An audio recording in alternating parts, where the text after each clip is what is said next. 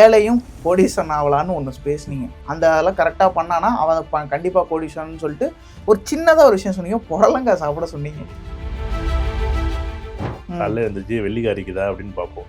நம்ம சுக்கரனை தான் சொல்லுவோம் வெள்ளிக்காரிக்குதான்னு. விடிய காலம் பெரிய நட்சத்திரம் மாதிரி மின்னுக்கும், மின்னும் வயிற மாதிரி மின்னும். அதான் சுக்கரன். அதை எந்திரிச்சு டெய்லி பாருங்க, அந்த ஒரு எனர்ஜியே வேற மாதிரி இருக்கும். எல்லாருமே எதான் சொல்கிறோம், தமிழ்நாட்டில் இல்லை இந்தியாவில் உலகத்திலே 4:30 மணி ஜோதிட கிளாஸ் வச்சது நான் அவரால் தான். பசிச்சுக்கிட்டே இருக்கும் சில பேருக்கு. பசிச்சு டயத்துக்கு சாப்பிடவே மாட்டாங்க. அவங்க சாப்பிடாம தலைவலி வரும். இவங்க என்னம்மா தலைக்கு போய் மருந்து தருவாங்க, ஜெண்டு பாம்பு தருவாங்க. ஆனா பிரச்சனை எங்க இருக்கு? வயிற்றுல இருக்கு. அறிவியலா பார்த்தா அறிவியல, ஆன்மீகம் பார்த்தா ஆன்மீகம். இதை பாருங்க, இந்த ஜோதிடமும் இந்த அறிவியலும் இவ்வளோ அழகா இருக்கு பாருங்க. இந்த ஒன்றுன்னா நமக்கு சூரியன், 2ன்னா சந்திரன். இந்த இடத்துல மட்டும் ஒரு வித்தியாசமா இருக்கும். எப்பயுமே ஒன்றுன்னா சிறுநீர் கழித்த பிறகுதான் இந்த மலம் வெளியில் வரும். சிறுநீர் கழிக்கிறதுக்கு முன்னாடி மலம் வெளியில் வந்தால் அங்கே உடம்புல பிரச்சனை இருக்குது. இது நீங்கள் டெஸ்ட்லாம் எடுக்க வேண்டாம். மலம் வெளியில் முதல்ல வந்துச்சுனாலே கண்டிப்பாக உடம்புல பிரச்சனை இருக்குதான். பொதுவாகவே மேஷ லக்கணத்து அதிபதி செவ்வாய் 4ல் இருந்துச்சுன்னா சும்மா சாதாரணமாக ஒரு சுகத்துக்காக குடிக்கிறது. இப்போ 1ஆம் அதிபதி 5ல் இருக்குது, ஜாலிக்காக குடிக்கிறேன். நீங்கள் 60% 70% பேர் இதில் உண்மையாகவே தான் நோ ரிட்டர்ன். நீங்கள் ஜாதகத்தில் கர்மா விதி தலையெழுத்துன்னு வச்சுருக்கீங்கல்ல, இதில் யூட்டனே கிடையாது. நீங்கள் பின்னாடி எல்லாம் போய் கோட்டெல்லாம் அழிக்க முடியாது. மறுபடியும் நீங்கள் ஃபஸ்ட்லேருந்து தான் ஸ்டார்ட் பண்ணணும். ஆனால் அந்த ஜோதிடத்தை, அதை தான் நான் ஜோதிடத்தை படிங்கன்னு சொல்கிறதுக்கு காரணம், நீங்கள் ஜோதிடம் பாருங்கன்னு நான் என்றைக்குமே சொல்ல மாட்டேன். நீங்கள் ஜோதிடம் பார்க்கறது ஒரு நாள் உங்கள் வாழ்க்கையில் ஒரு சும்மா ஒரு கேள்விக்கான பதில் கிடைக்கும். எனக்கே நிறைய பர்சனல் எக்ஸ்பீரியன்ஸ் உங்ககிட்ட இருக்கு. ஏன்னா சார் எனக்கு ஏதாவது பார்த்து சொல்லுங்க சார் அப்படின்னு நான் கேட்கும் போதெல்லாம், தம்பி இது ஒரு 40 நாள் தான்டா தம்பி, வந்து படிச்சிடறா தம்பி அப்படிம்பீங்க. சார் என்னால் முடியல சார் அப்படின்ட்டு நானே உங்கள்கிட்ட பலமுறை சொல்லியிருக்கேன். அதுதான் நாங்கள் இன்னைக்கு வரைக்கும் நான் யாரையும் படிங்கன்னு நான் சொல்கிறேன், பொதுவாக சொல்கிறேனே தவிர நீ படிச்சுதான் ஆகணும்னு நான் சொல்லவே மாட்டேன். அதுதான் கட்டாயப்படுத்த மாட்டேங்க. ஏன்னா எதுக்காகன்னா உங்களுக்குன்னு ஒரு நேரம் வரணும்ல. கண்டிப்பா நான் இது வரைக்கும் தான் சொல்றேன், பெத்த பிள்ளைன்னு சொன்னது நான் சொல்லவே மாட்டேன். உனக்கு நேரம் வரும்போது நீ படிப்பா. ஆனா 2 பயிலும் படிச்சாங்க. நீ உனக்கு நேரம் 4:30 மணிக்கு எழுந்திரிக்க முடியலன்னா நீ எப்படி வாழ்க்கையில் ஜெயிக்க முடியும்? 4:30 மணிக்கு எழுந்திரிச்சு நீ பேப்பர் போடுறாங்க, 4:30 மணிக்கு எழுந்திரிச்சு பால் பாக்கெட் போடுறாங்க, 4:30 மணிக்கு இந்த கஷ்டங்களை நீ இவ்வளோ தூரம் கஷ்டம் இருக்குல்ல. லைஃப்ல என்ன வேணாலும் கஷ்டப்படு. ஆனா நீ 4:30 மணிக்கு இப்போ படிக்க வேண்டிய நேரம், இப்போ படிக்கலன்னு நீ இப்போ போய் படிக்க போற? வாழ்க்கையில் ஒரே ஒரு தடவை நீங்கள் 4:30 மணிக்கு எழுந்திரிச்சு படிங்க. நீங்கள் இந்த ஜோதிடம் தான் படிக்கணும், ஏஎல்பி ஜோதிடம் தான் படிக்கணும் கிடையாது. நீங்கள் 4:30 மணிக்கு எழுந்திரிச்சு ஏதாவது ஒரு புத்தகத்தை படிச்சு பாருங்க. அந்த பிரம்ம முகூர்த்தத்தில் படிக்கிற அந்த அனுபவம் நிறையா இருந்திருக்கு. எல்லாருமே சொல்லுவாங்க 4:30 மணிக்கு கிளாஸ் வச்சு அவன் வருவான், வந்தா வரலாம். நீங்கள் அவ்வளோ கூட்டத்தை சேர்த்துட்டீங்களே அப்பயுமே. வந்தா வா, வராட்டி எனக்கு ஒன்றும் இதில் நட்டமே கிடையாது. நான் இப்போயே சொல்லிட்டேன், இப்படி ஒன்று இருக்குது, இப்படி ஒரு விஷயம் இருக்குது, இப்படி ஒரு ஜோதிடம் இருக்குது. நீ படித்தா படிங்க, படிக்காட்டி போங்க, எனக்கு என்ன இருக்குது. ஆனால் நீ படிச்சுன்னா உன் லைஃப்பில் நீங்கள் ஒருத்தர் கூட லைஃப்பில் மாறிடுவாங்க. ஜோதிடம் சொல்கிறது, ஜாதகம் பார்க்குறதெல்லாம் ஒரு தனிப்பட்ட கலை. நீங்கள் மனிதனோட வாழ்க்கை முறை மாறுதான் மாறும். எவ்வளோ மொழியை புரிஞ்சுக்கிறோம். 4:30 மணி எழுந்திரிக்கும் போது சின்ன சின்ன விஷயங்கள் கூட நீங்கள் எப்படி வைப்பா நீங்கள் அது ஏன் சார் அந்த ஏன்னா நீங்கள் அதை தெளிவாக சொல்லுவீங்கன்னு நான் நினைக்கிறேன். பிரம்ம முகூர்த்தத்தோடைய அந்த மகிமை தான் என்னது? பொதுவாகவே இப்போ நம்ம 2 பேரும் காலையில் எழுந்திரிச்சிருப்போம், அப்புறம் பார்த்துருப்போம். இவருக்கு எனக்கு ஒரு சண்டை இருந்திருக்கும். இவர் யார் பார்த்திபன் சொல்லி ஒருத்தர் நான் சந்திச்சிருப்பேன். எனக்கும் அவருக்கும் ஒரு இருக்கும், அவர் பார்த்துருப்பேன். இவர் என்னை வெளிப்படுத்த முடியாது அவர்கிட்ட. என்ன மனசு சொல்லி வச்சுக்கிட்டு என்ன இப்படி இருக்காரு அப்படின்னு. இப்போ இந்த மூளை என்ன பண்ணும், ஒரு உதாரணமாக ஒரு 7 மணி நேரம் ஒரு கார் ஓட்டிகிட்டே போங்க. 7 மணி நேரம் கார் ஓட்டிகிட்டு போயிட்டு வண்டியை நிப்பாட்டிட்டு இன்ஜினில் கை வச்சு பாருங்கள், பேனட்டில் கை வச்சு பாருங்கள், இப்படி கொதிக்குமா கொதிக்கும் சார். அதே 7 மணி நேரம் வண்டி ஆஃப் பண்ணி போட்டு இந்த இன்ஜினை கிட்ட கை வச்சு பாருங்கள், குழுன்னு இருக்குமா இருக்காது. அவ்வளோதான் வாழ்க்கை. இந்த மூளை என்ன பண்ணும், காலையில் பார்க்குற விஷயம், கண்ணால் தான் நிறைய நிகழ்வுகள், காதால் கேட்குறது, கண்ணால் பார்க்குற நிகழ்வுகள், வெளிச்சம், அதேமாரி கேட்குற விஷயங்கள், உங்களுடைய நினைவுகள், அது எண்ணங்கள், ஆசைகள், பேராசை, இதெல்லாம் சுற்றி சுற்றி சுற்றி சுற்றி அப்படியே மூளையை போட்டு சக்கையாக புழிஞ்சிரும். 7 மணி நேரம் புழிஞ்சதுக்கு பிறகு அது சாயங்காலம் வந்தது பிறகு 6 மணி சாயங்காலம் வரும் இருக்கும். அது ஒன்றும் இல்லைன்னு சொல்ல முடியாது. ஆனாலும் ஒரு 7 மணி நேரம் ஒரு அமைதியாக இருந்து, 8 மணி நேரம் அமைதியாக இருந்து தூக்கத்தில் இருந்து அந்த எழுந்திரிக்கும் போது இந்த உடலும் இந்த மனசும் ரொம்ப ரிலாக்ஸாக இருக்கும். இந்த 7 மணி நேரம் 8 மணி நேரம் ஒரு 8 மணி நேரம் மினிமம் 8 மணி நேரம் அமைதியாக இருந்துட்டு வெளியில் வரும்போது இந்த பதியக்கூடிய பதிவுகள் இருக்கு பாருங்க, ஈஸியாக பதிவாகும். நீங்கள் அது ஜோதிடம் படித்தாலும் சரி, வாழ்க்கை முறையை படித்தாலும் சரி, வாழ்க்கை கற்றுக்கிட்டாலும் சரி, எல்லாருமே எதான் சொல்கிறோம், தமிழ்நாட்டில் இல்லை இந்தியாவில் உலகத்திலே 4:30 மணி ஜோதிட கிளாஸ் வச்சது நான் அவரால் தான். நீங்கள் வந்தால் வாங்க. அது பிரம்ம முகூர்த்தங்கிறது பொதுவாகவே இயற்கையோட தன்மைகள் வந்து உண்மையில் நீங்கள் நம்ம காலைல எழுந்திரிச்சு இந்த வானத்தை பார்க்கும்போது அவ்வளோ அமைதியாக நிசப்தமாக அவ்வளோ அழகாக சந்தோஷமாக இருக்கும்போது அது ஏதோ ஒரு பேரானந்தம் வர்ற மாரி அந்த அந்த ஒரு அந்த அதிர்வுகளும் சரி அந்த அலைகளும் சரி அந்த உதாரணமாக வந்து அது உள்ளேருந்து புரியக்கூடிய விஷயம் அது. அப்படி ஒரு சந்தோஷம் வந்து அந்த பிரம்ம முகூர்த்தத்தில் கிடைக்கும். ஒன்றும் இல்லை, நம்ம எல்லாருமே வெள்ளிக்காரிக்குதுன்னு சொல்லுவோம் அந்த காலத்தில். காலையில் எழுந்திரிச்சு வெள்ளிக்காரிக்குதா அப்படின்னு பார்ப்போம். அதாவது இந்த நம்ம சுக்கரனை தான் சொல்லுவோம் வெள்ளிக்காரிக்குதான்னு. விடிய காலம் வடகிழக்கில் போய் பார்த்தீங்கன்னா ஒரு பெரிய நட்சத்திரம் மாதிரி அப்படி மின்னும் வயிற மாதிரி மின்னும். அதான் சுக்கரன். அதை எழுந்திரிச்சு டெய்லி பாருங்க அப்படிம்போம். அந்த பிரம்ம முகூர்த்தம் அந்த காலத்தில் மணி கிடையாதுல்ல, கணக்கு கிடையாதுல்ல. அந்த வெள்ளிக்காரிச்சிட்டான்னா முழிச்சிடுவாங்க, அவ்வளோதான். வெள்ளிக்காரிக்கலைன்னா அந்த வடகிழக்கில் வந்து தெரியும். கரெக்டாக நீங்கள் பார்த்துருப்பீங்க. 4:30 மணிக்கு எழுந்திரிச்சு பாருங்கள். அந்த வானத்தையும் அமைதியும் சந்தோஷத்தையும் அந்த சுவாசத்தையும் அந்த மூச்சோட சுவாசத்தையும் இந்த ஓசோன் படலத்தில் இருக்கக்கூடிய ரொம்ப அழகாக வந்து அந்த ஒரு எனர்ஜியே வேறு மாதிரி இருக்கும். அப்போ வந்து ஆட்டோமேட்டிக்காக பதியக்கூடிய பதிவுகள் வந்து நீங்கள் என்ன கற்றுக்கிட்டாலும் பதியும். அதே போல் நான் உங்கள் இதை நிறையா பார்த்துருக்கேன் சார். நீங்கள் வந்துட்டு ஜாதகம் இதெல்லாம் தாண்டி அதில் பேசும்போது நிறையா இந்த சயின்டிஃபிக் இதெல்லாம் வந்து சொல்லிக்கிட்டே இருப்பீங்க. அது எப்படி சார்? இல்லை, பொதுவாகவே நான் வந்து படித்த விஷயங்கள் வந்து நான் வந்து அனுபவத்தில் வந்து நம்ம 9 வயசுலேயே நம்ம வந்து இது ஜோதிடம் கற்றுக்கணும்னு ஆசை. ஆனால் வந்து எல்லாருமே ஜோதிடம் இருக்கலாம். அதை தொட்டு எனக்கு அனுபவமாக ஜோதிடம் விஷயம். அறிவாக என்ன அப்படின்னா, ஒரு விஷயம் பேசும்போது உதாரணமாக அது அரசியலாக இருந்தாலும் சரி, சட்டமாக இருந்தாலும் சரி, இல்லை டாக்டர் சம்மந்தப்பட்ட விஷயமா இருந்தாலும் சரி, ஒன்றும் இல்லை. இந்த டாக்டர் விஷயம் பேசும்போது நேற்று கிளாஸில் ஒரு விஷயம் பேசுகிறேன். மேஷ லக்கணம். மேஷ லக்கணத்து 6ஆம் அதிபதி புதன் லக்கணத்தில் மேஷத்தில் புதன் இருந்தால் என்ன பண்ணும்? வயறு வந்து அந்த ஒரு விதமான எனர்ஜி என்ன பண்ணும்? பசிச்சுக்கிட்டே இருக்கும். சில பேருக்கு பசிச்சு டயத்துக்கு சாப்பிடவே மாட்டாங்க. இவங்க என்ன பண்ணால் சாப்பிடவே மாட்டாங்க. சாப்பிடாம தலைவலி வரும். இவங்க என்னம்மா தலைக்கு போய் மருந்து தடுவாங்க, ஜெண்டு பாம்பு தடுவாங்க, எப்படி ஏதோ ஒரு மருந்து. ஆனால் பிரச்சனை எங்கே இருக்கு? வயிற்றுல இருக்கு. அவ்வளோதானே. இது நீங்கள் அறிவியலாக பார்த்தா அறிவியலை, ஆன்மீகம் பார்த்தா ஆன்மீகம். இவன் சாப்பிடலை, வயிற்றுல கேஸ்ட்ரிக் ஃபார்ம் ஆனிச்சு, அதனால இவனுக்கு தலைவலி வருது.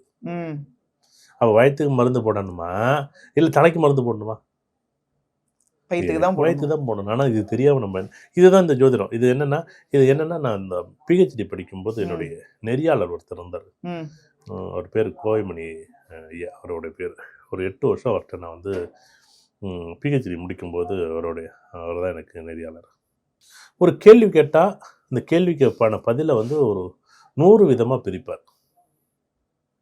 ஆச்சரியமான ஒரு மனிதர். நான் அதாவது அவர்கிட்ட பழகின விதங்களில் ஏன்னா நிறைய நான் கற்றுக்கிட்டது ஒவ்வொருத்தரையும் ஒன்று இப்போ சந்தோஷ்ட ஒன்று கற்றிருப்பேன், நடிகர் ராஜேஷ்ட ஒன்று கற்றிருப்பேன். இப்படி ஒவ்வொருத்தட்டையும் நான் பார்க்கும்போது ஒரு மிகப்பெரிய மனிதர், ஒரு அரசியல்வாதியை பார்க்கும்போது அவங்கள்ட்ட ஒரு விஷயம் கற்றுக்குவேன். இப்படி அறிவியலாகவும் பார்க்குறதுக்கு காரணம் என்னென்னா அவங்க சொல்கிறது என்ன அறிவியல் இருக்குது. அப்போ கேஸ்டிக் இப்போ உதாரணம் சில பேருக்கு வந்து சுரப்பிகள் வந்து அதிகமாக சுரக்கக்கூடிய வாய்ப்பு இருக்குது. சில பேருக்கு வந்து வயத்தில் வந்து இருக்கக்கூடிய சுரப்பிகளை வந்து அதிகமாக சுரந்துச்சுன்னா சில பேர் வந்து கோவப்படுறது. சில பேர் வந்து கோவப்பட்டாலும் என்ன பண்ணும் அப்படின்னா, பதட்டப்பட்டாலோ பயப்பட்டாலோ கோவப்பட்டாலோ என்ன பண்ணும் அப்படின்னா இந்த அட்ரினல் சுரப்பி என்ன பண்ணும்? அதிகமாக சுரக்க ஆரம்பிக்கும். அட்ரினல் சுரப்பி சுரந்தால் கை கால் நடுக்கும். சில பேருக்கு வயிறு பசிக்கும். சில பேர் தண்ணி குடிக்கணும்னு நினைப்போம். ஆனால் வெளியில் தெரியாது. இதை நான் உங்கள்கிட்ட காமிக்க கூட முடியாது. என்னென்னா யார் என்ன சொல்கிறாங்கன்னு கூட காது வாங்க மாட்டோம். கரெக்டு. இது உங்கள்கிட்ட நான் சொல்ல மாட்டேன். உங்கள் மேலே கோவத்தை கூட நான் சிரிச்சுக்கிட்டே இருப்பேன். ஆனால் வயிறு என்ன பண்ணும்? அது தன்னை அந்த சுரப்பி சுரக்க ஆரம்பிச்சு அட்ரினல் சுரப்பி சுரக்க ஆரம்பித்தா உள்ளே அந்த கோவம் இருக்கும். அந்த வயிறு என்ன பண்ணும்? தன்னைத்தானே அப்படியே ஒரு மணி நேரம் கழிச்சு பார்த்தா அது என்னமோ தலைவலிக்கிற மாதிரி இருக்குப்பா. அது ஏசியில் உட்காந்ததால தலைவலிக்கலை. ஆனால் என்ன நடந்துச்சு? இது ஜோதிடமும் அந்த அறிவியல் என்னென்னா நான் பார்க்கும்போது ஒன்றும் இல்லை. நான் சாதாரண ஒரு விஷயம் சொல்கிறேனே. என்கிட்ட ஒரு தடவை ஒரு உதாரணம், ஒரு மீட்டிங் இது மாதிரி ஒரு கான்ஃபரன்ஸ் பேசிக்கிட்டு இருக்கோம். 7-8 பேர் மாணவர்கள் உட்காந்து பேசிகிட்டு இருக்கும்போது அவர் கேட்குறாரு. சில பேர் கூட இது வந்து நார்மலாக வந்து இது வந்து சின்ன விஷயம் தானே. இப்போ நம்ம 1-2 சொன்னோம்னா எப்படி சொல்லுவோம் அப்படின்னா, ஒன்றுன்னு சொல்லுவோம்ல, 1-2 தானே சொல்லுவோம். 1, 2, 3, 4, 5 அப்படி தான் சொல்லுவோம். இந்த 1-2க்கு ஏதாச்சும் அர்த்தம் சொல்லும் பொறுத்து அப்படின்னாரு. உடம்பை வச்சுக்கிட்டு உடலோட இயக்கங்களை வச்சுட்டு அதை சொல்ல முடியுமான்னு கேட்டார். என்ன அப்படின்னு எனக்கு ஒரு நிமிஷம் யோசிச்சு, அவர் கேள்வியே எனக்கு வித்தியாசமாக இருந்தா, சரி நீ சின்ன பிள்ளைங்கள டீச்சர்கிட்ட போய் என்ன கேட்பா அப்படின்னு கேட்டார். ம். 1க்கு போகணும், 2க்கு போகணும்னு சொல்லுவோம் அப்படின்னு. சரி, ஏன் 1க்கு போகணும் 2க்கு போகணும் அப்படின்னா, இதை பாருங்க, இந்த ஜோதிடமும் இந்த அறிவியலும் இவ்வளோ அழகாக இருக்கு பாருங்களேன். இந்த 1ன்னா நமக்கு வந்து சூரியன், 2ன்னா சந்திரன். அதே 1ன்னா இந்த மலம் கழிக்கிறோம் பாருங்க. இந்த 1 இதில் ஒரு பெரிய விஷயம் என்னென்னா, இதில் இந்த இடத்துல மட்டும் ஒரு வித்தியாசமாக இருக்கும். எப்பயுமே 1ன்னா சிறுநீர் கழித்த பிறகு தான் இந்த மலம் வெளியில் வரும். சிறுநீர் கழிக்கிறதுக்கு முன்னாடி மலம் வெளியில் வந்தால் அங்கே உடம்புல பிரச்சனை இருக்குது. சிறுநீர் கழிக்கும் போதே மலம் வந்துச்சுனாலும் அது உடம்புலையும் மனசுலையும் பிரச்சனை இருக்குது அப்படின்னு நான் சொல்லுவார். இது சாதாரண 1, 2ங்கிற வார்த்தை. இந்த 1ன்னா இப்போ என்னென்னா, இந்த உடலோட இயக்கங்களும் இந்த மனதோட இயக்கங்களும் எப்படி செயல்படுதுங்கிறத நம்ம மலம் கழிக்கும் போது சிறுநீர் கழிக்கும் போதே தெரிஞ்சு போடும். இதில் இருக்கக்கூடிய அறிவியல் பெரிய அறிவியல். இது நீங்கள் டெஸ்ட்லாம் எடுக்க வேண்டாம். உடம்புல பிரச்சனை இருக்கா? ஆமாம், நீ வந்து மலம் வெளியில் முதல்ல வந்துச்சுனாலே கண்டிப்பாக உடம்புல பிரச்சனை இருக்குதான். இப்போ இன்னொன்று வந்து தமிழ்நாட்டில் ரொம்பவே புரட்டி போடுற ஒரு விஷயம்னா இந்த மது கலாச்சாரம் அப்படிங்கிறது சார். அதுக்கு என்ன சார் காரணம்? எல்லா ஜாதகத்திலையுமே அந்த இது இருக்கா? இல்லை. பொதுவாக வந்து 1ஆம் அதிபதி நாளில் இருந்துச்சுன்னா ஜாலிக்காக குடிக்கிறது. பொதுவாகவே மேஷலக்கணத்து அதிபதி செவ்வாய் நாளில் இருந்துச்சுன்னா சும்மா சாதாரணமாக ஒரு சுகத்துக்காக குடிக்கிறது.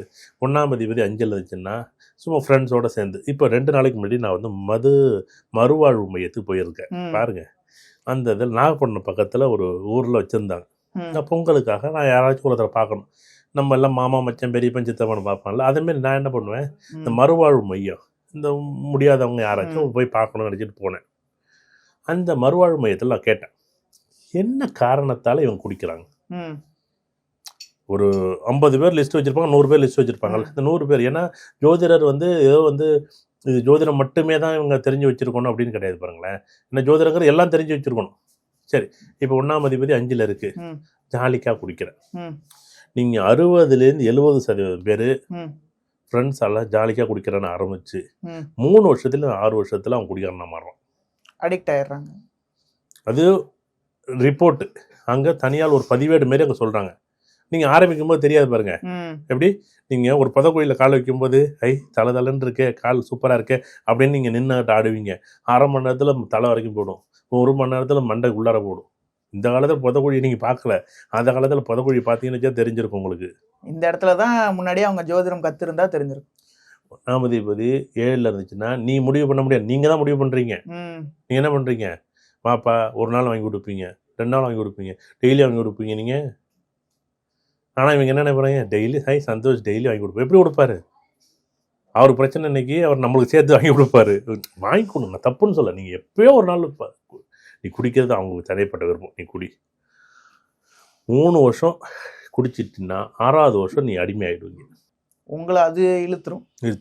1ஆம் அதிபதி 7ல் இருந்துச்சுன்னா நீங்கள் கண்ட்ரோல் பண்ண, நான் கண்ட்ரோல் பண்ண, நீங்கள் தான் என்னை கண்ட்ரோல் பண்ணுறீங்க. 7ஆம் அதிபதி 1ல் இருந்துச்சுன்னா நான் வந்து நீங்கள் வந்து குடிக்க மாட்டீங்க. நான் என்ன பண்ணுவோம், சந்தோஷம் வாங்க போய்ட்டு வரும். ஒரு நாள் உங்களை ஆரம்பிச்சு விட்டா நீங்கள் அடுத்த நாள் என்ன பண்ணுவீங்கன்னா, நான் இல்லாமல் நீங்கள் அங்கே போய் நிற்பீங்க. 65% குடும்ப சூழ்நிலையெல்லாம் குடிக்கிறாங்க, 70% ஃப்ரெண்ட்ஸால் குடிக்கிறாங்க. இந்த தப்பு சரின்னுலாம் அந்தந்த சூழ்நிலை அவங்களுக்கு தான் தெரியும். நீ குடி, நான் வேண்டான்னு சொல்லலை. நீ 6 வருஷம் கழிச்சு நீ வந்து இந்த இடத்துல நீ எப்படி தான் நிற்கிறா நீ? அதான் ஆச்சரியமாக இருக்குது. பார்த்தா 18லேருந்து 24 வயசு பசங்க ரொம்ப படிச்சுட்டு கை ஆடுது, அப்படி குடிக்காமல் இருக்க முடியலை.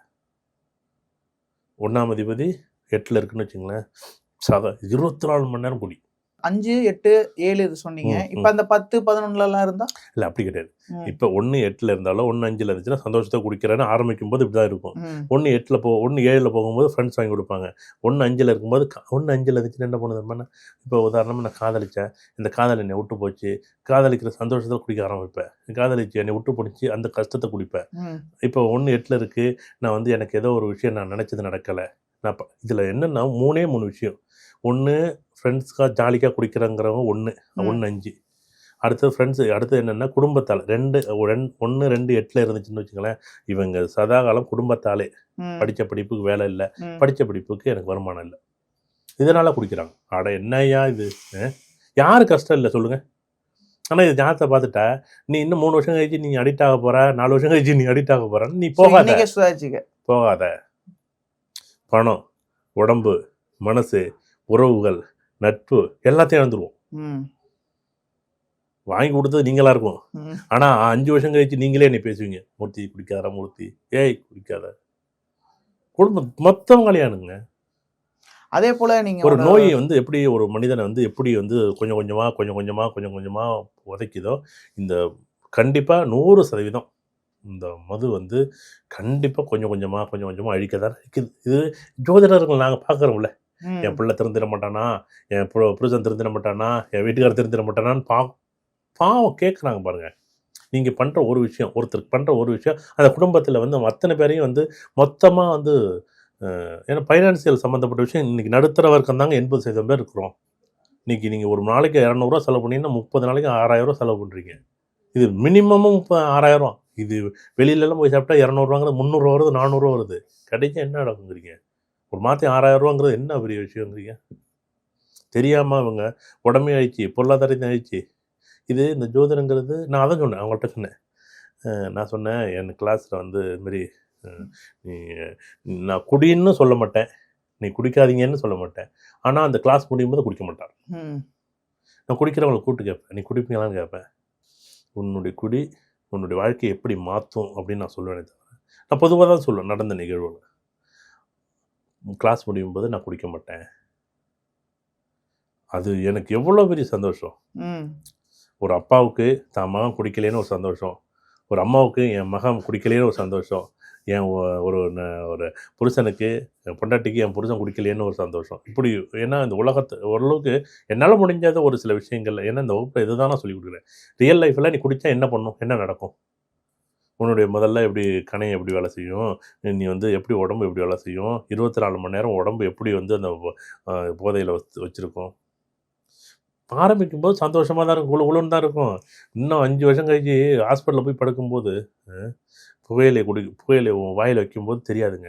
அது ஒரு விதமாக ஒரு கேன்சராக உருவானது பிறகு இந்த ஒன்றும் இல்லை, இந்த கீழ்ப்பக்கத்து போய் பார்க்க சொல்லுங்கள். ஒரு 4 நாள் அந்த ஹாஸ்பிட்டல் போய் இருக்க சொல்லுங்கள். நல்ல சந்தோஷமாக வாழ்க்கை வாழ்கிறதுக்கு உனக்கு ஒரு பாதை வச்சுருக்கேன், இப்படி போகிறதுக்கு உனக்கு பாதை வச்சுருக்கேன். நீ சிகரெட்டை கையிலையும் நீ வாயிலையும் வைக்கலாம், கீழையும் போடலாம், அது உங்கள் கையில் தானே இருக்குது. ஓகே, அதான் நான் சொல்கிறேன். நீ கீழே போடுன்னு நான் சொல்லலை, நீ சிகரெட் குடின்னு நான் சொல்லலை. ஆனால் உன் கையில் தான் இருக்குது, நீ ரெண்டையும் நீ தான் அனுபவிக்கணும். இதுதான் ஜோதிடம் சொல்லி கொடுக்குது. ஏழையும் கோடீஸ்வரன் ஆகலான்னு ஒன்று பேசுனீங்க, அந்த அதெல்லாம் கரெக்டாக பண்ணானா அவன் கண்டிப்பாக கோடீஸ்வரன் சொல்லிட்டு ஒரு சின்னதாக ஒரு விஷயம் சொன்னீங்க, புடலங்காய் சாப்பிட சொன்னீங்க.